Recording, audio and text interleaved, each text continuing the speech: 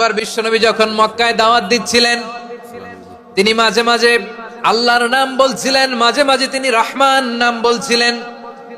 যখন তিনি বললেন ওয়া ইযা কিলা লাহুমুসজুদু লিররহমানি ক্বালু ওয়া মার রহমান। বিশ্বনবী মক্কায় যখন মক্কার কাফিরদেরকে, কুরাইশদেরকে বলল, তোমরা রহমানকে সেজদা দাও, রহমানের ইবাদত করো, রহমানের জন্য সেজদায় লুটিয়ে পড়ো। মক্কাবাসী বলে, রহমান আবার কে? রহমান রে তো চিনি না। রহমান কে? আল্লাহ চিনি, রহমান চিনি না। মক্কাবাসী কি বলে? কারে চিনে? আল্লাহরে চিনে। কারে চিনে না? রহমান কে? তো চিনি না। রহমান আবার কোত্থেকে আসলো? কে Rahman? Who is this Rahman?